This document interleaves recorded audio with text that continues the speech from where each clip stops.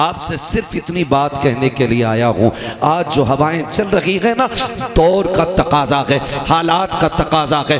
कुल उम्मत मुस्लिमा को एक जगह इकट्ठा होना पड़ेगा और जो आपसी इख्तलाफात हैं, किसी के मैंड का झगड़ा, किसी के खेत का झगड़ा, किसी के प्लॉट का झगड़ा, किसी के रास्ते का झगड़ा, किसी की जमीन का झगड़ा, किसी की इज्जत का झगड़ा, किसी की नाक का झगड़ा, किसी की मूंछ का झगड़ा, ये जितने झगड़े हैं ये सारे एक तरफ रखो और सब मुस्तफा की गुलामी में आकर के एक दूसरे के शाना बशाना हो जाओ और दुनिया को बता दो मुस्तफा के चाहने वाले न कल अलग थे न आज अलग है। खुदा की कसम, जिस तरह मुस्तफा ने कलमे की रस्सी से कल जोड़ा था, आज भी उम्मत उसी रस्सी से जुड़ी हुई नजर आ रही। नारे तकबीर, नारे रिसालत, मसलके आला हजरत मौलाना हम्माद रजा मुरादाबादी। सुभान अल्लाह सुभान। आज कोई हमारे सरों पे हाथ रखने वाला नहीं है, आज इस कौम की कोई क़यादत करने वाला नहीं है, आज इस कौम के आगे खड़े होकर के इस कौम की रहनुमाई करने वाला कोई नजर नहीं आ रहा है।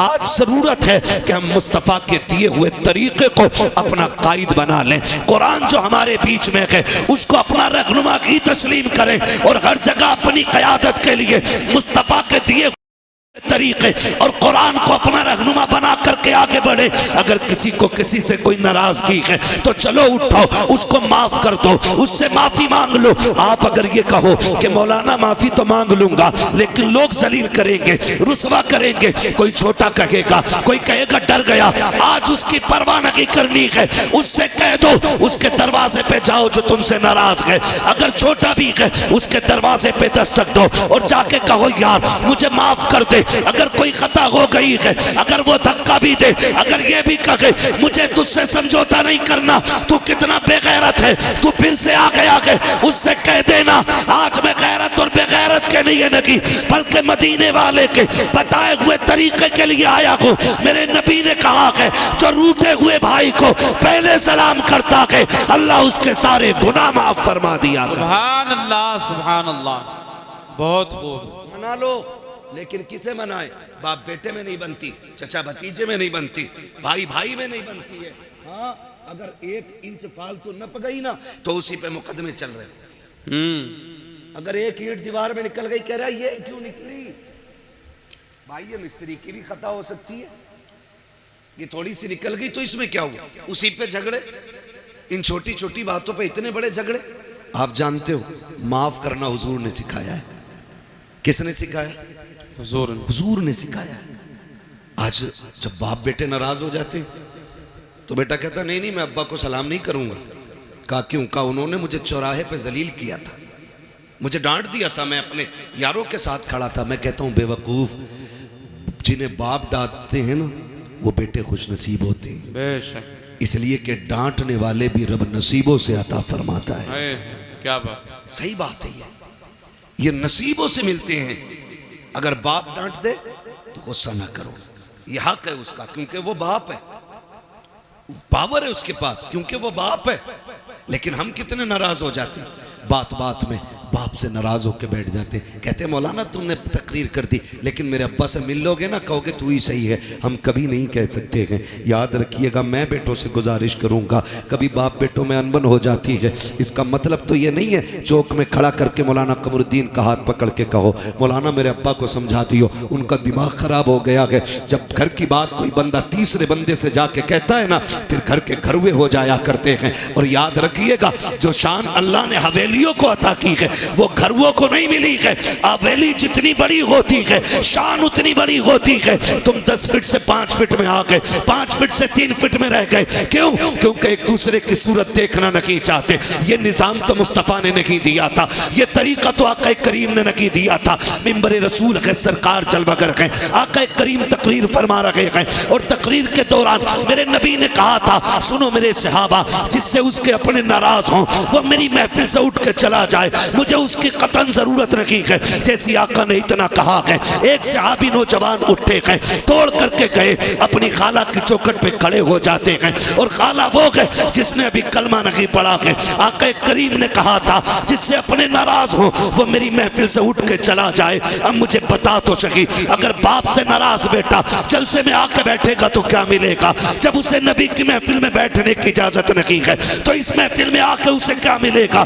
जो सगे भाइयों से नाराज है वो इस महफिल में क्या लेने के लिए आया है? जिसने अपने रिश्तेदारों से मुंह मोड़ लिया है वो यहाँ क्या लेने के लिए आया है? यहाँ पे वो बैठे जिससे अपने राजी हो। मेरे नबी ने कहा था जिससे अपने नाराज हो वो मेरी महफिल से उठ के चला जाए। वो नौजवान उठते हैं और उठने के बाद दौड़ लगाई, सगी खाला के दरवाजे पे आए। अंदर से खाला निकल के आई, क्या बात है भांजे, आज कैसे आ गया? तू तो मेरा चेहरा देखना नहीं चाहता था, तू तो बात करना नहीं चाहता था, आज आंख में आंसू आ गए। कहने लगे खाला जो मेरा नबी है ना उसने आज ऐलान किया है जिससे अपने नाराज हो जाए वो मेरी महफिल से उठ जाए। का खाला माफ कर दे, मुझसे राजी हो जा।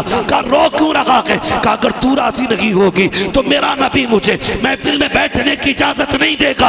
अल्लाह अकबर। इतना सुना, खाला ने कहा था कि तेरा नबी इस अखलाक का मालिक है कि दुश्मनों से नहीं रोकता है। कहा नहीं। उसने कहा चल अब ये बातें नबी की चौखट पे होंगी। खाला ने हाथ पकड़ा के भांजे को नबी की चौखट पे लाई है और आके आका को इशारा किया। सरकार बाहर आए, कहा कि आपने कहा कि जिससे अपने नाराज हो उससे मैं नाराज हूँ। कहा जी। उस खातून ने आगे बढ़ा कदम और कहा महबूब अब देर न कीजिए, हाथ बढ़ाइए, अपना बना लीजिए, कलमा पढ़ा दीजिए।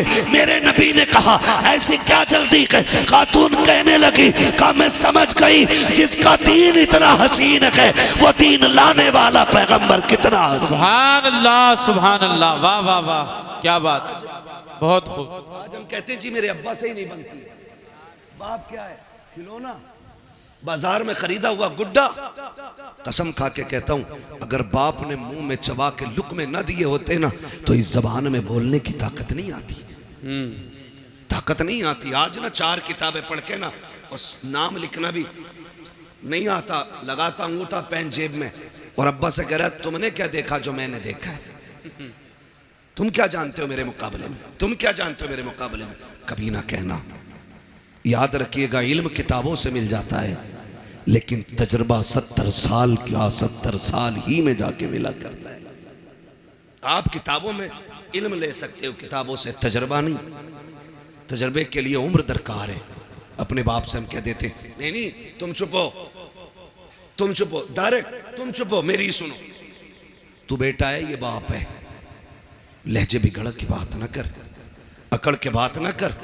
तू नहीं जानता है खुदा की कसम ये इतनी बड़ी जात है अगर ये नाराज हो जाए तो रब नाराज हो जाता है। क्या बात, रब नाराज हो जाता, रब नाराज हो जाता। घर के अंदर रिश्तेदार आए तो बेटा अब्बा को बोलने का मौका नहीं दे रहा। अरे चुपो तुम, तुम्हें कोई बोलना आता, मैं बात करूंगा, मैं बात करूंगा। हाँ तेरी जबान अच्छी है ना, अब बुढ़ापा आ गया उसकी जबान कांप रही है। अब वो बात करता है ना तो होठ कांपते हैं क्योंकि आसाब कमज़ोर हो गए हैं, जिसमें जवाब दे गया है। इसलिए तुझे लगता है ना इसे बात करनी नहीं आती, लेकिन अब भी अल्लाह की इज्जत की कसम खा के कहता हूँ जब इसके हाथ उठते गए ना तो फिर खुदा की रहमतें इसके टूटे लहजे पे बरसने लगती हैं। आज भी जब ये रब को आवाज़ देता है उसकी रहमतें आवाज़ के साथ साथ बरसती है। तू किससे कह रहा है? बात करने का सलीका नहीं है। तुझे पता है जब बड़ी बड़ी बातें बिगड़ जाती है तो इसी के टूटे लहजे बिगड़ी बातें बना दी। सुभान अल्लाह। अपने बाप से ये मत कहना कि तुमसे बोलना नहीं आता। और कई बार कहते तुमने क्या किया हमारे लिए? आए दिन क्या किया? क्यों? तुझे 5 बीघे में कोठी बना के देते और तू दुनिया में ठाली रहने के लिए आया। क्या किया तुमने मेरे लिए? क्या हो गया बेटे? कहा उसकी बिल्डिंग देखो बन गई, उसकी बन गई, और जितनी तुम्हें दादा ने दी थी तुम उतनी हवेली में जी रहे हो। कभी ये बात ना कहना। अगर तुम्हारे बाप ने इमारत नहीं बनाई, मजदूरी करके तुम्हें पाला है ना सिर्फ, तो फिर अपने बाप के कदम चूमा करो और कहा करो शुक्र है तेरे इन मेहनतों का, हम तेरा शुक्रिया अदा करते हैं कि तूने हमें पसीना बहा के हलाल के लुक़्मे खिलाए, किसी का खून बहा के हमें हराम के लुक़्मे नहीं खिलाए। ये अपने बाप से भी कहा कर, अपने बाप से। मगर हाय अफसोस, हमारी कौम का हाल ये, जब बाप से उठा नहीं जाता ना, जब बाप बिस्तर से नहीं उठ पाता है ना, और कभी बिस्तर गंदा हो जाता है, बुढ़ापा क्या आया, अब तो सारे इल्जामात बाप के सर आने। पानी गिर गया तो कहता तुमसे पानी पीना नहीं आता, खाते हुए खाना गिर गया कहता बुढ़ापा आ गया तुम्हें सलीका नहीं आया। अगर वो चला उठ के और कोई चीज टकरा कर टूट गई, कहता तुम्हें क्या पता कितने पैसे की थी, दिखाई नहीं देता बेटे, जब इसकी जवानी थी ना तो ये तूफानों के कलेजे चीर के चला करता था। आज बूढ़ा हो गया ना तो आज तुम्हारे मुंह में जबान आ गई। कभी बाप की बुराई चौक में ना करना, कभी चौक में ना करना। मेरे नबी ना जब चलते थे रास्ते में, हुजूर के चचा कभी पीछे हो जाते ना तो हुजूर हाथ पकड़ के आगे कर देते। हुजूर हाथ पकड़ के, चचा पीछे ना चला करे, आगे चले। कहते हैं मेरी जान तेरे कदमों पे कुर्बान, आका मैं तेरे आगे कैसे हो सकता हूँ। सरकार फरमाते थे सुनो चचा, लोग कहते हैं तुम्हारा चेहरा मेरे बाप अब्दुल्ला से मिलता है, जब तुम पीछे चलते हो तो ऐसा लगता है कि मेरी पीठ मेरे बाप की तरफ हो गई है। हमारे नबी ने चचा का भी इतना एहतराम किया और हम सगे बाप का एहतराम नहीं करते और कह रहे मौलवियों ने बेड़ा गर्क कर दिया। गलती हमारी जिम्मेदार, मौलवी मच्छर ज्यादा काट दे, कह रहा 14वीं सदी का मौलवी नहीं बख्शा जाएगा। क्यों? मच्छर भी हमने सिखाए। कब तक अपने ऐप दूसरों पे डालेंगे हम? रब तो सबका है ना जी, रब रब जोर से रब सबका है, सबका है। चलो हमारी नहीं सुन रहा है तो फिर तुम तो ऐसे बनो ना कि तुम्हारी सुने, वो तो सबका है। इमाम गजाली से पूछा था हुजूर दुआएं कबूल क्यों नहीं होती, तो आपने फरमाया था 2 काम किया करो दुआएं कबूल होने लग जाएंगी। कहा क्या? कहा जब भी खाना हलाल खाना और जब भी बोलना सच बोलना। फरमाया 2 काम कर लो, जबान खुलते ही अल्लाह मकबूलियत का परवाना अता फरमा दिया। सुभान अल्लाह। ये 2 काम सबसे ज्यादा जरूरी है। तो मैं आपसे अर्ज कर रहा हूं माफी, एक दूसरे को माफ कर दें, झगड़े खत्म कर लें। जमीनें बड़ी बड़ी हैं, मौलाए कायनात मौला अली गुजर के जा रहे, 2 बंदे लड़ रहे जमीन के लिए, एक कह रहा था मेरी है, मेरी है। तो हजरत अली को आते देखा, कहा झगड़ा ना करो, फैसला इनसे करा लेते। हजरत अली आए, क्या बात है? कहा फैसला कर दो। ये कह रहा मेरी है, मैं कह रहा हूँ मेरी है। तो आपने फरमाया तुम चुप हो, मैं जमीन से पूछ लेता हूँ किसकी है। ठोकर मारी, काली जमीन जानती है मैं कौन हूँ? जमीन ने कहा तुम अबू तुराब हो। कहा फिर बता तू किसकी है, इसकी है या इसकी है? जमीन ने कहा तालीन से कह दो ना मैं इसकी हूं ना मैं इसकी हूं, ये दोनों मेरे हैं, दोनों मेरे। जमीन के लिए सगे भाई पे मुकदमे ना करना। बीसा 2 बीसा, बीघा 2 बीघा छोड़ दो, इसलिए कि दौलत मेहनत से मिलती है, रिश्ते खुदा की रहमत से मिला। सुभान अल्लाह। कचहरी जाके देखो भाई के कनपट्टे पे किसने लगा रखी है? सगे भाई ने। मुकदमे किसने किए? सगे ने किए। जेल में किसने डाला? सगों ने डाला है। भतीजों को यतीमी की जिंदगी गुजारने पे मजबूर किसने किया है? सगों ने किया है। अपने बाप के साए से महरूम बच्चों को किसने किया है? अपनों ने किया है। ओ नौजवानों, खून में गर्मी होती है, थोड़ी देर के गुस्से को बर्दाश्त कर लिया करो। अगर किसी के लहजे में तुम्हें जिल्लत महसूस हो, थोड़ी देर की जिल्लत बर्दाश्त कर लो। अगर तुमने खून की गर्मी दिखाई, नस्लें बर्बाद हो जाती हैं। जमाना तमाशाई बना देखता है और आज दुश्मन ताकतें तुम्हें मुंह फैलाए देख रही है। तुम जरा सी गलती करो, तुम्हारे बेड़े गरक कर दिए जाएं, तुम्हारे जरा से कदम गलत उठे, तुम्हें तबाह बर्बाद कर दिया जाए। मुझे बताओ तो सही, जितने दंगे हो रहे हैं उनमें मुजरिम भी गम है, कातिल भी गम है, मकतूल भी गम है, सताए भी हम जाते हैं, जेलों में भी हम डाले जाते हैं। वजह सिर्फ इतनी है कि हमारे गुस्से कंट्रोल में नहीं है, हमारे दुश्मन चालाकी से काम कर रहे हैं। तुम्हें तो मुस्तफा ने फिर विरासत दी थी, आका करीम ने दयानत दी थी, तुम्हें बिगड़ने की जरूरत नहीं है। अगर गुस्सा आ जाए सुलह हुदैबिया याद कर लेना, सारा गुस्सा ठंडा हो जाएगा। अगर बदला लेने का वक्त आ जाए तो फतेह मक्का याद करना। खुदा की कसम मुस्तफा का किरदार अपना लो, ये दुनिया भी हमारी होगी, आखिरत भी हमारी होगी।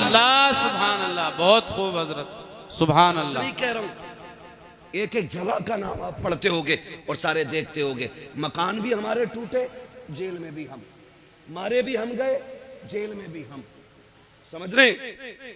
मस्जिदों पे हमारी हमले, जेल में भी हम। मेरे भाई गुस्सा गुस्सा गुस्सा कंट्रोल में रखो, कंट्रोल में रखो, वरना दुनिया तुम्हें लूटने पे लगी है, लूटने पे लगी है। 10, 20, 50 हजार, लाख, 10 लाख, 20 लाख ये मुकदमों में लग जा रहे हैं। हम भाई को सजा कराने के लिए 50,000 दरोगा को देने तैयार हैं, लेकिन भतीजे की जिंदगी बचाने के लिए 5,000 हॉस्पिटल में देने तैयार नहीं। ये हमारी सच्चाई है। और गौस का दामन नहीं छोड़ेंगे, आला हज़रत का दामन, अरे पकड़ा ही कब है हमें, छोड़ोगे क्या? पकड़ा ही कब है? किरदार देखें हम अपने। अगर हमारा सगा हॉस्पिटल में हो तो फोन बंद कर लेते हैं, और जब किसी को सजा कराने की बारी आती है ना तो पड़ोसी भी आके बैठ जाते हैं। डरना मत मौलाना, दरोगा से बात करो, तुम पे ना हो तो हम दे देंगे, तुम पे ना हो तो हम दे देंगे। ये फ्री के मुशीर तुम्हारी तबाही का तमाशा देखने के लिए आते हैं। अगर गुस्सा आ जाए बर्दाश्त करना, अपनों पे मुकदमे मत करना, अपनों पे चढ़ाई मत करना, थोड़ी सी बर्दाश्त कर लिया करो। जब थोड़ी सी बर्दाश्त कर लोगे, खुदा की कसम जिंदगी सुकून में गुजर जाएगी कि कोई तुम्हारा कुछ बिगाड़ने वाला ही नहीं आएगा जी। इसलिए जरूरी है अपनी सफ़ों में इत्तेफाक पैदा करें। झगड़े हैं तो एक दूसरे से समझौते करें, मोहब्बतें पैदा करें। बिरादरी का झगड़ा, खानदान का झगड़ा, जात पात के भेदभाव, इस्लाम इसकी इजाज़त नहीं देता है, इस्लाम इसकी इजाज़त नहीं देता है। याद रखिएगा, अल्लाह के नज़दीक वो अज़मतों वाला है जो दुनिया में ज़्यादा तकवे वाला है। जैसा आपका तकवा वैसा ही आपका मकाम अल्लाह की बारगाह में बुलंद है। इसलिए मेरी गुजारिश है, पठान, खसाब, जमींदार, ठेकेदार बाद में बने, रब के वफादार बंदे पहले बनने की कोशिश करें। हम लोग पहले बनने की कोशिश करें। भाई क्या होता है जानते हैं आप?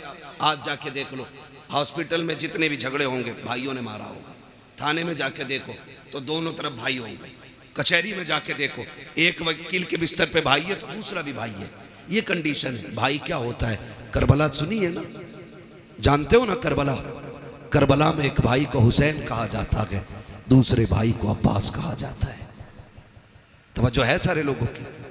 मैं बताने लगा हूं भाई किसे कहते हैं। एक भाई को हुसैन कहा जाता है, दूसरे को अब्बास कहा जाता है। अब्बास वो है जिसने कभी इमाम अली मकाम का नाम नहीं लिया था। पूरी जिंदगी कभी भाई कह के आवाज नहीं दी थी, जब भी कहा था आका कह के आवाज दी, अपना सरदार कह के आवाज दी, कभी भाई नहीं कहा था। इतना अदब था, इतना अदब। जब करबला में गाजी अब्बास मैदान जाने लगे ना तो मेरे इमाम ने कहा था, अब्बास का जी आका का एक बार मेरे सीने से लग जा। दौड़ के आए, सीने से लग गए। आपने कहा मुझे भाई कहने लगे मेरी माँ उम्मे बनीन ने कभी सिखाया ही नहीं था कि मैं आपको भाई कहूँ। का बचपन से मुझे सिखाया था कभी हुसैन को भाई ना कहना। मैंने कहा था अम्मी उनका बाप भी अली, मेरा बाप भी अली, मैं भाई क्यों ना कहूँ? तो मेरी माँ ने कहा था तू उम्मे बनीन का बेटा है, वो फातिमा ज़हरा का बेटा है। ये अदब सिखाए गए, ये अदब, ये तहजीब सिखाई गई। काश तो भाई कह दे। गाजी अब्बास ने उस दिन कहा था भाई। खुदा की कसम जब जाने लगे तो फिर हुसैन रोए। गाजी अब्बास ने ताज अकबर को लाकर खेमे में रखा, नहीं ऐसे रोए जैसे अब रो रहे हैं। मेरे हुसैन ने कहा था तेरे बाद करबला में मुझे भाई कहने वाला नहीं रहेगा। ये भाई होता है। और तारीख गवाह है, मैदान करबला में गए, तलवारें चली, जब आप घोड़े से नीचे आने लगे एहतराम किया करो, छोटे बड़े की कदर किया करो। आज हमारे घरों का माहौल ये है कि जो कमाता ज़्यादा है उसकी इज्जत ज़्यादा है, चाहे छोटा हो या बड़ा हो। अगर छोटा है तो वो बड़े का बाप बन बैठा है, अगर बड़े भाई ने मेहनत करके छोटे को पैसे दे के पढ़ाया है तो पूरे कलम की ताकत छोटे वाला बड़े भाई पे निकालता है। देख मेरे कोट की ताकत ये है, मेरे कलम की ताकत ये है। ओ भाई अपने बड़ों का एहतराम किया करो। जब गाजी अब्बास करबला के मैदान में थे, सवारी से नीचे आए थे, कहा था अदरिकनिया हुसैन, हुसैन मुझे आके संभालो। आका हुसैन ने दौड़ लगाई और आवाज देते गए अब्बास कहाँ हो कहाँ हो। ये कहते कहते दौड़ लगे गए। एक कोने से आवाज आई हुसैन मैं यहाँ हूँ। आपने जाते जाते पहला बाजू उठाया, कहा इन्ना लिल्लाहि व इन्ना इलैहि राजिऊन। दूसरा बाजू उठाया, दोनों बाजुओं को सीने से लगाया। समझ गए मेरे गाजी के बाजू कटे गए। तारीख गवाह है जब हुसैन गए गाजी के पास, एक आंख में तीर लगा गए, दूसरी आंख में खून भरा गए। आपने कहा था आगे हुसैन, कहा जी। आका हुसैन ने भाई का सर गोद में रखा है।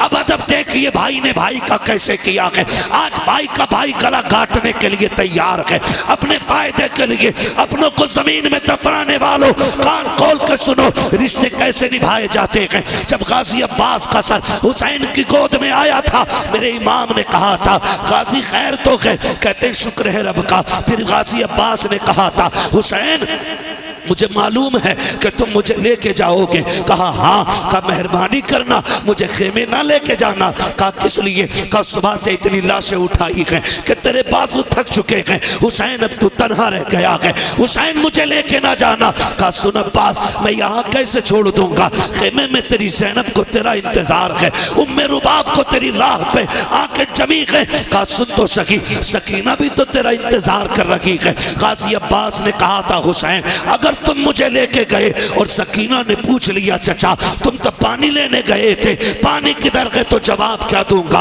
अल्लाह अकबर, तारीख गवाह है। मेरे हुसैन ने भाई के सर को सीने से लगाया, कहा कोई ख्वाहिश हो तो बता। गाजी अब्बास ने कहा था हुसैन अगर मेरे हाथ होते तो तकलीफ ना देता, मेहरबानी कर मेरी एक आंख में तीर लगा के दूसरी आंख में खून भरा के मेरी खून वाली आंख को साफ कर दो। कहा किस लिए? कहा जाते जाते आखिरी निगाह तेरे चेहरे पे डालना चाहता हूँ। ये रिश्ते होते गए। गाजी अब्बास की आंखों से जैसी खून साफ हुआ है, सीने के पार भी तीर है, सीना चलनी है, बाजू कट चुके हैं, पूरा जिस्म लहू लगान है। लेकिन जब हुसैन को देखा लबों पे मुस्कुराहट आ गई। कहा मुस्कुराए क्यों? कहा मैं वो खुश नसीब हूँ कि जिसको आखिरी लम्हे में ये सादत मिली है। मैं उस चेहरे को देख रहा हूँ जिस चेहरे को मदीने वाला बार बार छुपा कर। सुभान अल्लाह, सुभान अल्लाह। ये सुभान अल्लाह होते हैं। और फिर आखिरी सांस ली और हमेशा के लिए खामोश हो गए, हमेशा के लिए खामोश हो गए। भाई कदर करो, रिश्तों की कदर करो।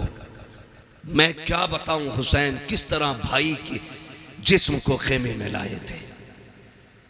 मेरे अजीजों ये जो रिश्ते अल्लाह ने दिए ना, इनकी कदर कर लें हम। खुदारा निकल जाए इन झगड़ों से, निकल जाए इन नफरतों से। हमें मोहब्बत बांटनी है, मोहब्बत बांटनी है। ना गोरे को काले पे फजीलत है, ना अमीर को गरीब पे फजीलत है, ना किसी तुर्क खान पठान शेख को किसी फ़कीर किसी अंसारी पे कोई फजीलत है। हुजूर ने एक रस्सी में सबको बांधा और वो रस्सी थी ला इलाहा इल्लल्लाह मुहम्मदुर रसूलुल्लाह। ये एक रस्सी है, आज इसमें बंधने की ज़रूरत है। अगर फ़र्क होता ना तो बिलाल कभी अबू बकर की करवट में खड़े नहीं होते। अगर फ़र्क होता ना तो बिलाल कभी उमर के बाजू पे खड़े नहीं होते। अगर फ़र्क होता तो फतह मक्का के दिन मेरा नबी बिलाल को काबे की छत पे कभी ना चढ़ा। क्या बात, क्या बात। हमने इतने झगड़े पैदा कर लिए, हम एक दूसरे को जलील करने पे लगे हुए, एक दूसरे को नीचा दिखाने पे लगे हुए। ये तो मर के पता चलेगा ऊंचा कौन है नीचा कौन है। हम कौन होते फैसले करने वाले। निकले हम इन झगड़ों से और वो माहौल पैदा करें कि हम दुनिया को बता दें कि मोहम्मद से वफा तूने तो हम तेरे हैं, ये जहाँ चीज़ है क्या लोहो कलम तेरे हैं। और सिर्फ यही रिश्ते नहीं, यही रिश्ते नहीं, अगर थके ना हो तो थोड़ी बात आगे बढ़ा लो। थके तो नहीं है ना अभी आप लोग? नहीं थके ना अभी? जो लोग नहीं थके वो कह दें जरा या रसूल अल्लाह। मैं तो आप लोगों की हिम्मत और मेहरबानी कि इतनी रात तक आप बैठे हुए हैं, क्योंकि मैं पूरे 2 घंटे लेट यहां पहुंचा हूं। अल्लाह आपको सलामत रखे। बस अगर सुनना चाहते हो तो मैं सुनाऊं, लेकिन यह भी अच्छा नहीं लगता ना जबरदस्ती अपनी बात किसी पे थोपी जाए। तैयार है सुनने के लिए? जरा कह दें या रसूल अल्लाह। हाँ, हमारे कुछ भाई खड़े होकर सुनने, अल्लाह इन्हें सलामत रखे। हाँ, ये भी बड़ी बात है, क्योंकि इतनी देर खड़ा रहना भी छोटी बात नहीं है, बड़ी बात है। हाँ, और माशाल्लाह खड़े वाले बंदों ने भी हाथ उठाया है, कभी और खड़े रह सकते, आप बैठे रह सकते। ये शाहपुरा इतने बड़े बड़े मौलाना लोग यहाँ रहते और आप सर हिला के कह रहे बैठ सकते हैं ना थोड़ी देर? सलामत रहें, सलामत रहें माशाल्लाह। हाँ, बस मैं अर्ज करूं आपसे, एक ये रिश्ता भाई का भाई से रिश्ता, फिर एक रिश्ता और बेटी का रिश्ता, बहन का रिश्ता, ये भी मजबूत करने। कोई भी किसी का भी दामाद हो, उससे मैं गुजारिश करना चाहूंगा, ससुराल में जाके तोप ना बना करो। दामाद है, कोई तूफान नहीं है तू। हमने ऐसे भी हज़रत दामाद देखे जिनकी मोहल्ले में कोई औकात नहीं अपने, वो ससुराल में टांग पे टांग रख के बैठे होते। सही बता रहा हूं। हाँ, मोहल्ले वाले कहते हो पुनवा, मतलब सही से नाम भी नहीं लेते मोहल्ले वाले, और ससुराल में वो वैल्यू बनाई है इसने, रोला बना के रखा। पढ़ा लिखा भी ससुर है ना, कह रहा इनसे पूछो भाई हमारे बड़े दामाद हैं, तो वहां इतनी लंबी अलग ही रख रहे हैं आपने। सुने, अल्लाह ने एक जिंदगी मुकम्मल की है, बेटी के जरिए, बहन के जरिए, बीवी के जरिए। ये जिंदगी के बड़े अहम हिस्से हैं। अगर बेटी ना हो तो आंगन सूना, अगर बहन ना हो तो हवेली सूनी, अगर बीवी ना हो तो घर सूने। ये तीनों अहम रिश्ते हैं, और सबसे ज्यादा जुल्म इन्हीं पे होता है, सबसे ज्यादा। वो दामाद जिस गरीब ने अपने घर 300 रुपए का जूता नहीं पहना होता, वो ससुर से 1800 रुपए लेता जूतों के लिए। ना करो ये, इतने आसान कर दो रिश्ते कि जिस तरह बाप को बेटों पे नाज होता है, उसी तरह बाप को दामाद पे नाज होना चाहिए। ईद गुजरी है, ईद, रहम करो यार, हाथ जोड़ रहे हैं तुम्हारे आगे। 1.5 लाख की ईद ही गई है, ये रस्में चल गई है। ईदी में क्या, 3 किलो छुआरे, हाँ 1.5 किलो बादाम, 2 किलो किशमिश। कागा कौन का दामाद 1 क्विंटल सामान भेजा, दूल्हा बन के फिर भी ऐसे ही आया जैसे भीगी मुर्गी। ये जबरदस्ती के लोड है, खत्म करो ये जबरदस्ती के लोड, ये नहीं रहने चाहिए। सिर्फ वो रखो जो इस्लाम ने रखा है। हमें अपनी तरफ से फालतू नहीं बढ़ाना, नहीं बढ़ाना। यह अलग बात है कि दामाद का लीवर इतना कमजोर होता है कि बादाम खाते ही बीमार। ये कंडीशन है। इसलिए मेरे अजीज, फालतू के खर्चे बंद करो। आज गरीब सोचता कि बेटी रुखसत कैसे की जाएगी, आज कमजोर सोचता कि बेटी के हाथ कैसे पीले किए जाएं। इसलिए कि मैंने कई गरीबों को कहते सुना कि रिश्ता पक्का तो कर देते, लेकिन बीच में ईद आ रही है, 1 लाख का खर्चा बढ़ जाएगा, ईद के बाद रिश्ता पक्का किया जाएगा। यार जो गुंजाइश वाला है वो तो कभी भी कर सकता है, लेकिन गरीबों का जीना हराम किया है ऐसी कसरत दौलत दिखाने वालों ने जो 1-1 लाख की ईदियां दे रखे हैं। कोई फायदा नहीं, कोई मकसद नहीं। इतने आसान कर दो निकाह, ताकि अगर कोई गरीब बेटी जब हाथ पीले हो तो रब का शुक्र अदा करे और मचल के कहे मालिक तेरा एहसान है, तूने हुजूर की उम्मत में पैदा किया है जहाँ गरीब बेटियों को रब ने ये हक दिया है कि जहाँ अमीर मुस्कुराते हैं उसी सफ में गरीब भी खड़े होकर मुस्कुराया। नारे तकबीर, नारे रिसालत पैगाम हक कॉन्फ्रेंस मुफ्ती हम्माद रजा मुरादाबादी। है तवज्जो, आसान करेंगे इंशाअल्लाह निकाह, इंशाअल्लाह। बोले इंशाअल्लाह, जोर से बोलो इंशाअल्लाह। हाँ सब नहीं, बहुत गौर से सुन रहे हैं, चलो कोई बात नहीं। कुछ ये सोचते हैं मुझ पे ही बोल रहे दिखे, होता है ऐसा। कहते हैं चोर के पैर कितने होते हैं। किसी को भी कहो कि मौलाना मुझे ही कह रहा होगा, मेरे पड़ोस वाले ने जरूर कही होगी। ये इस तरह के ख्यालात पैदा होते हैं। तो रिश्ते आसान करें, रिश्ते आसान करें। मैं सिर्फ एक बात जानता हूँ, ये फ्रिज, गाड़ी, मोटरसाइकिल, कारें मांगने वाले लोग, मैं सिर्फ एक बात कहूँगा उन लोगों से जो मांग मांग के जहेज लेते हैं, यार जिसने बेटी दे दी उसने सारी कायनात उठा के दे दी। बेशक बेशक, मानते नहीं इस बात को जी। जिसने बेटी दे दी उसने सब कुछ दे दिया, सब कुछ दे दिया। उसकी हिम्मत को सलाम कि 22 साल 18 साल पाल के किसी अजनबी के हवाले कर देता है। और उसमें भी कह रहा पिलाई जो थी ना आधा इंची कमजोर रह गई, क्यों इस पे भैंसे बांधेगा? 2 इंची की पिलाई चाहिए बेड में, अलमारी में। कब्र के तख्ते क्या इंची के होते हैं? बोलो।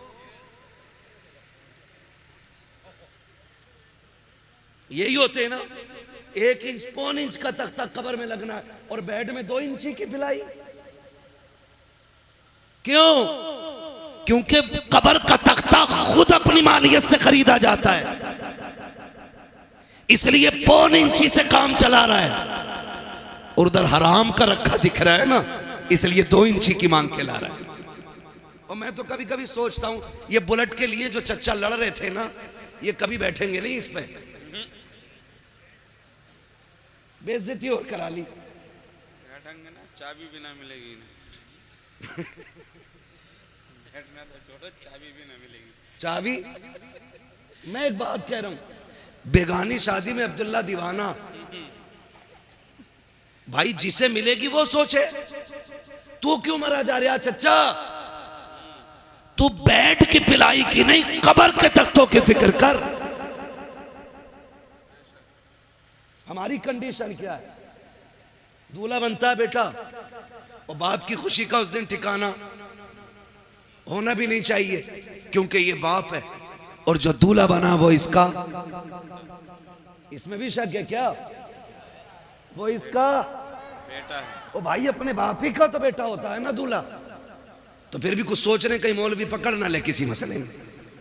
मैं पकड़ने नहीं, समझाने आया हूं। वो इसका। और ऐसे ना, आज बैग यूं दबा के इधर इधर इधर इधर, खाना ठीक है, रोटी तो कच्ची नहीं रह गई, मिर्च सही है, हड्डी तो बेकार नहीं है, इसकी तो हड्डी ठीक है, अब तू लड़की वाले की हड्डी और चबा ले। ये कंडीशन होती है हमारी शादियों की।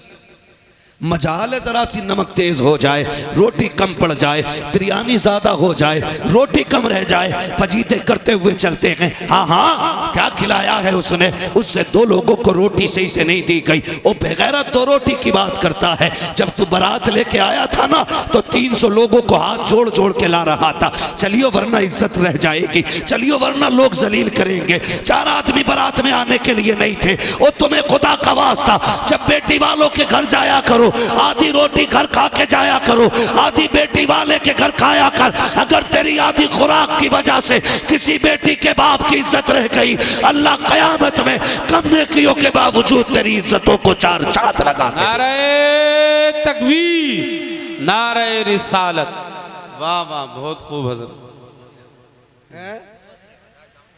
हजरत कई बरातियों की जेब में जलजीरे हमने देखे, रसमोले लेके चलते हैं, नींबू भी चल रहे। ये सारी चीजें लेके हम चल रहे हैं। ना करो, क्योंकि बारात का खाना 8 दिन की मेहनत नहीं, किसी बाप के 18 साल लगे हैं, किसी के 15 लगे हैं। ये तो उस दिन पता चलेगा ना, जब अपनी बेटी की रुखसती की बारी आएगी, तब पता लगता है इज्जत क्या होती हक है, बात है, हक बात। तब पता चलता है जिल्लत क्या होती है। हाँ, मुखिया बना फिर रहा, कह रहा बोटी ठीक है, सब कुछ नाप तोल के इंच लगा के सारा लिया, और जब निकाह में इमाम साहब ने कहा, कह रहे कितने चल रहे हैं जी, तो मौलाना ने भी कह दिया जब सबके बढ़ रहे तो हमारे भी बढ़ा दो, 5 चल रहे हैं। ऐसे कूदा जैसे बरैया ने काट लिया। कह रहा तुम्हारे यहाँ नए तरीका, हमारे यहाँ तो 1500 चल रहे हैं।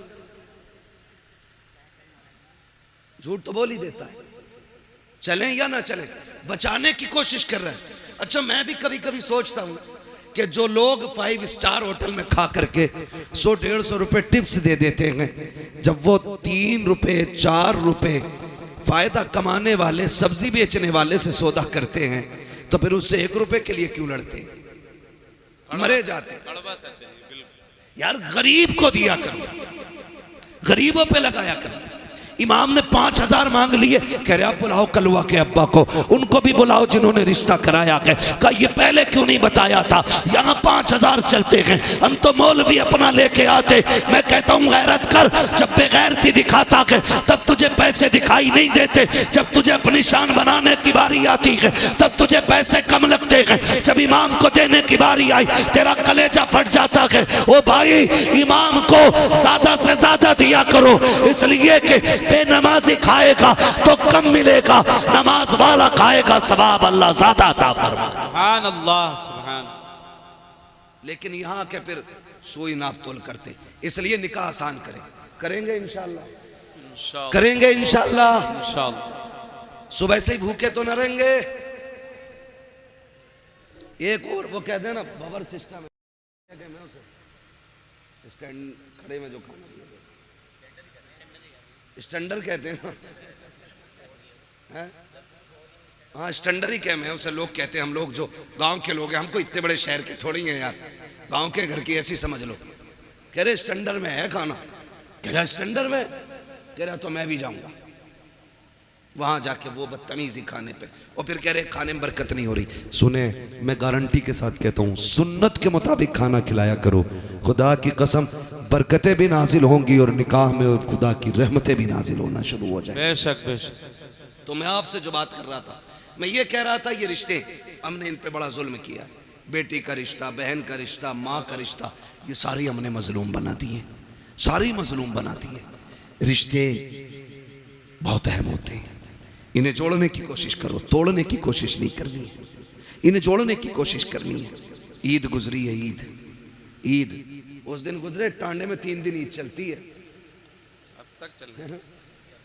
इतनी बेगैरती है हमारी कौम के अंदर, क्योंकि अभी कटा नहीं ना हमारा कोई दीन के लिए, इसलिए ईद भी 3 दिन करेंगे, बदमाशियां भी करेंगे, डीजे भी बजाएंगे।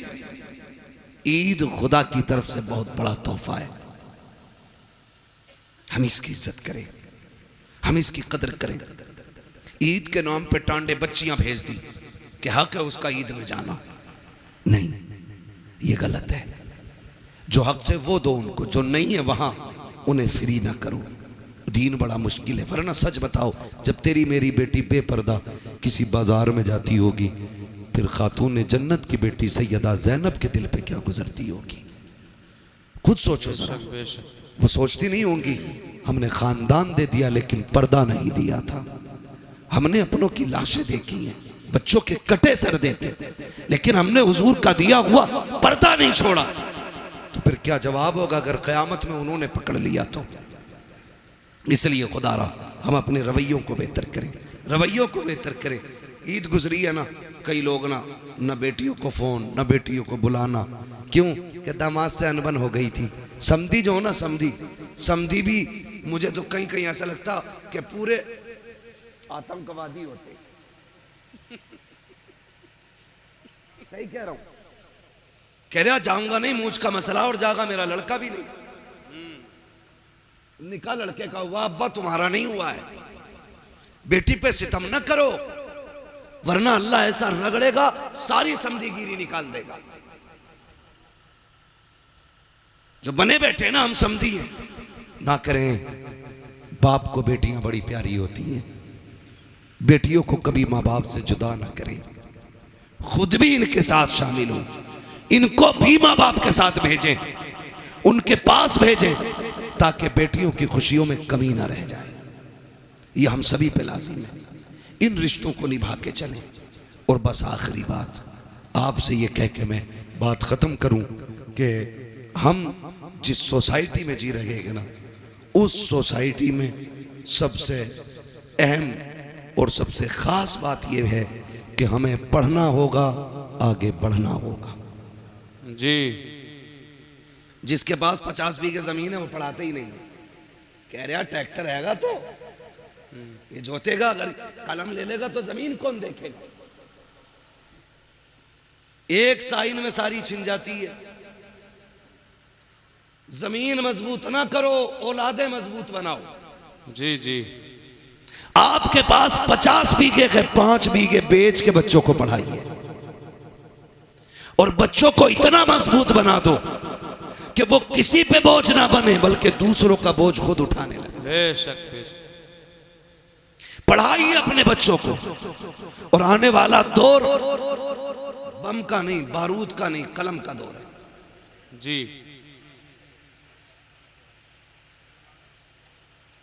ये बातें तारीख लिखवाते समय बता दिया करो, ताकि हम ये बता दें कि हम ये कब सुनाएंगे। मैं चलिए मैं सुना दूंगा एक वाक़या, ज़रूर आपका मन इस बात में रख लिया जाएगा। ठीक है, आप खुश रहिए। ठीक है ना। इन बच्चों ने बड़ी मेहनत की है, तो अगर ये चाहते हैं तो इंशाल्लाह वो मैं ज़रूर सुनाऊंगा। ठीक है, ज़रा कह दें या रसूल अल्लाह। या रसूल अल्लाह। और ज़ोर से कह दें या रसूल अल्लाह। या रसूल अल्लाह। है ना। मेरे भाई ने पहले भी मुझसे कहा था इस बात को, तो मैंने कहा था इंशाल्लाह कोशिश रहेगी। ठीक है, लेकिन मैं क्यों, हाँ, और मैंने उसमें बीच में जिक्र भी कर दिया है थोड़ा सा, लेकिन मैं आपको बता दूं, बस नाराज़ ना हुआ करें। मैं ये बात बता दूं भाई कि कुछ चीज़ें ऐसी होती हैं ना जो मौके के साथ ख़ास होती हैं। जी जी। ख़ास होती हैं। करबला का जिक्र अगर मुहर्रम में हो तो फिर 4 चांद लग जाया करते हैं। ठीक है ना। लेकिन मोहब्बत आपकी है तो इंशाल्लाह मैं कोशिश करूँगा कि इस बारे में भी कुछ बात कर लूँ। ज़रा कह दें या रसूल अल्लाह। या रसूल। अब जो दौर है ना, मैं जो कह रहा हूँ, अब जो दौर है वो दौर कलम का है। वही आगे बढ़ेंगे जो पढ़ेंगे। कब्जा हुकूमत उन्हीं की रहेगी जिनके हाथों में कलम होगा। हम जो तोड़े गए ना, हमारी जहालत की बुनियाद पे तोड़े गए। हम जो पीछे धकेल दिए गए, हमारी नाकाबिलियत की बुनियाद पे पीछे धकेला गया। हम पैसे देकर के हाई स्कूल पास करते और फिर कहते मुसलमान थे इसलिए निकाल दिया। हाँ, 10% ये वजह हो सकती है कि हमारे मुसलमान होने की वजह से हटाया गया, लेकिन 90% हमारी जो पीछे हटाने की वजह होती है वो होती है हमारी लाइल्मी। नौजवानों, किसी ऐसे स्कूल में ना पढ़ना जहां पैसे लेकर के नकल कराई जाती हो। खुद मेहनत करना और इतनी मेहनत करना कि अपनी काबिलियत से हर एग्जाम को पार करके मनसब हासिल करो। लोग कहते हैं कि काबिल लोगों को नौकरी नहीं मिलती। मैं ये कहता हूं किसी मर्ज का इलाज बन जाओ, मरीज दौड़ता हुआ खुद तुम्हारी चौखट तक आ जाए। बेशक बेशक। इसलिए तालीम पे सबसे ज्यादा गौर करना है, हमें पढ़ना है। आज हमारे लिए सबसे ज्यादा जरूरी है। और जरूरी नहीं है कि मौलाना ही बनाए, मौलाना ही बनाए, ये जरूरी नहीं है। दीन की बुनियादी बातें सिखाइए, फिर बेटे को IAS IPS बनाइए, फिर बेटे को आप एक दीनदार वकील बनाइए। उससे कहिए तुझे हक के लिए मुकदमे लड़ने हैं, तुझे सच के लिए कोर्ट में आवाज उठानी है। ऐसे बेटे बनाओ और फिर तैयार करो अपनी कौम के नौजवानों को। हर कोर्ट में जब हुजूर का गुलाम खड़ा होगा ना और कह देगा मुझे झूठा मुकदमा नहीं लड़ना, मैं सच के लिए लड़ूंगा, लोग सोचने पे मजबूर हो जाएंगे आज के गुलामों का किरदार ऐसा है तो फिर नबी के उमर का किरदार कैसा रहा हो। सुभान अल्लाह। इसलिए पढ़ेंगे इंशाल्लाह। बच्चे बैठे, नौजवान बैठे, PUBG कितना खेल ले हो, बहुत दबा के खेलने हैं बच्चे। दबा के चल जाना, जिस कोने पे बैठ जाओ उठता ही नहीं। हाँ, हर वक्त यूं। क्या है ये, हमारा वक्त बर्बाद हो रहा है। कोई और कौम इतना नहीं खेल रही है, सच बता रहा हूं। हम रातों में चलते हैं, अगर रोड पे नौजवान मिले रात में हम समझ जाते हैं ये मुसलमानों का गांव है। और जहाँ वक्त से लोग सो जाते हैं हम समझ जाते हैं हम मुसलमान ही नहीं रहते, क्योंकि हमारा जो उसूल है ना वो बड़ा बेकार होता जा रहा है। रहन सहन खराब, तौर तरीके बदल गए। नौजवानों, अब मोबाइल चलाने का वक्त नहीं है, अब कलम चलाने का वक्त आ गया। आगे पढ़ो, आगे बढ़ो। ये साइंस तुम्हारे कदमों में होगी, ये तरक्कियाँ ये सब तुम्हारी होंगी, लेकिन शर्त है खेल छोड़ करके हमें तालीम की तरफ आना पड़ेगा। बेशक तालीम की तरफ आना पड़ेगा। ना हमारे अच्छे स्कूल हैं, ना हमारे अच्छे हॉस्पिटल हैं, ना हमारे अच्छे कॉलेजेस हैं, ना हमारे अच्छे मदरसे रह गए, क्योंकि मदरसों से तो लोगों ने नफरत इतनी कर ली ना, उन्हें लगता है कि ये मदरसे जो है ना सिर्फ चंदों के लिए हैं। नहीं, खुदा की कसम, अगर ये मदरसे ना होते हमारे चेहरों पे दाढ़ियाँ नहीं होती, अगर मदरसे ना होते सरों पे टोपियाँ नहीं होती, ये मदरसों की देन होती है। तुम्हें क्या लगता है जो सरे हुसैन ने नेज़े पे कुरान पढ़ा था, क्या सिर्फ वो इमाम हुसैन का कमाल था? नहीं, खातूने जन्नत ने दूध पिलाते वक्त कुरान सुनाया था, सर कटा के नेज़े पे हुसैन ने कुरान पढ़ के सुनाया। सुभान अल्लाह, सुभान अल्लाह। जब दरसगाह ऐसी होती है ना तो फिर बेटे ऐसे होते, फिर बेटे ऐसे होते। मैं आपसे अर्ज कर रहा था, खुदारा रिश्ते बेहतर करे और अपने बच्चों को तालीम दें, पढ़ाएं अपने बच्चों को, खुद भी पढ़ें, बच्चों को भी पढ़ाएं। अल्लाह ताला हमारी नस्ल को कुरान पढ़ने, सुनने, समझने की मौला करीम तौफीक अता फरमाए। और हुजूर के सदक़े में अल्लाह हमारी नस्लों में उलमा, हुफ़ाज़, कारी, IAS, IPS अल्लाह हमारी कौम में पैदा फरमा दे। आमीन कह दो भाई। आमीन। हाँ, यह आमीन कहने वाली बात थी। तो पढ़ने की कोशिश करें। और मैं ज़मींदारों से, गुंजाइशदार लोगों से कहना चाहता हूँ, अगर आपके बच्चे किसी काम में लग गए हैं और आपके पास अब पढ़ने वाला बच्चा नहीं है ना, तो फिर आप ये तलाश करें कोई गरीब बच्चा हो जो आगे बढ़ना चाहता है, पढ़ना चाहता है, अच्छा है, ज़हीन है, अच्छे नंबरों से पास हुआ है, तो फिर आप अपने पैसे से उसकी मदद करके उसको पढ़ाएं और उससे कह दें अगर डॉक्टर बन जाए ना तो 6 दिन अपने लिए दवा देना और 1 दिन मदीने वाले के नाम पे तुझे फ्री दवाइयाँ बांटनी है। सुभान अल्लाह। करेंगे इंशाअल्लाह ये भी। हम चंदा करके, मेहनत करके जलसा कर लेते हैं, हम मेहनत करके मज़ारों के गुंबद बना लेते, हम चंदा करके 5 लाख 7 लाख का मीनार बना लेते, तो हम पैसा इकट्ठा करके अपने गांव के अंदर एक IAS IPS नहीं बना सकते? बोलो, बना सकते हैं कि नहीं? अगर हर गांव के अंदर एक IAS होना तो फिर कोई भी इलाका कमजोर नहीं होगा। जी, ये याद रखिए। हमारे तो प्रधान भी ऐसे अंगूठा छाप होते हैं, ऐसे जाके कह रहे हैं पुलिस वाले से, भाई क्यों आए गाँव में, जबकि गाँव का मालिक प्रधान होता है। पुलिस वाले को इजाजत नहीं है प्रधान की इजाजत के बगैर गांव में कदम रखे, लेकिन चच्चा को पता ही कुछ नहीं है क्योंकि पढ़े ही नहीं है। पढ़े, काबिल बने, अपने हुकूक जाने, जो आपको राइट्स मिले वो समझिए आप, ताकि कोई कमजोरी पैदा ना हो, ताकि कोई कमी ना रह जाए। पढ़ेंगे इंशाअल्लाह, वादा करें सारे इंशाअल्लाह। पढ़ाएंगे बच्चों को, इंशाअल्लाह। पढ़ाएंगे क्या दुकान कराएंगे? अरे बहुत पढ़ा लिया, अल्लाह को 10वीं पास है, चल बैठ दुकान बजा कर शटर खोल। 10वीं पास करा के ना और बैठा दिया दुकान में, है ना, और फिर लल्ला ने 2 ही चीजें याद की, यस और नो, बस वही काबिल हो गया। साइन करने हमें नहीं आते, हम कुछ पढ़ नहीं सकते, तो क्या फायदा। कोशिश करें आज ही से कि एक हम बंदा ऐसा तैयार करेंगे जो हमारे गांव का होगा और IAS होगा, IPS होगा। ये तैयारियां करें अगर वजूद को बाकी रखना चाहते हो, वरना ये सोच लेना दीन तुम्हारे ऊपर नहीं है आया यूं रशो तातार के अफसाने से, पासबा मिल गए काबे को सनम खाने से। हाँ, जिसने नबी की आल को कत्ल किया था वो यहूद और नसारा नहीं थे, वो इसी दीन का कलमा पढ़ने वाले लोग थे, वो हुजूर का कलमा पढ़ने वाले लोग थे। अल्लाह ने उनका ऐसा बेड़ा गर्क किया, आज उनका नाम और निशान नहीं मिलता है। तो आपको क्या लगता है दीन हमारे ऊपर टिका हुआ है? हम कुछ भी कहें करें, अल्लाह को हमको जिंदा रखना ही है, माज अल्लाह उसकी कोई मजबूरी है? वो तो ये कहता है अगर तुम मेरे दीन से खिलवाड़ करोगे मैं तुम्हें खत्म करके तुमसे अच्छे लोग ला के रख दूंगा, ये उसका ऐलान है। इसलिए खुद से कोशिश करो। वो कुरान की आयत करीमा में हाफिज तो नहीं हूँ, इन्नल्लाह ला युगय्यिरु मा बिकौमिन हत्ता युगय्यिरु मा बिअनफुसिहिम, हैं? अल्लाह ताला किसी कौम के हालात उस वक्त तक नहीं बदलता जब तक कौम अपने हालात बदलने की खुद से कोशिश नहीं करती। हमें कोशिश करनी है खुद से। हमें फिर आप कोशिश करें, कामयाबी देना रब का काम है। करेंगे इंशाअल्लाह। इसी दीन के लिए करबला में शहादतें हुई हैं।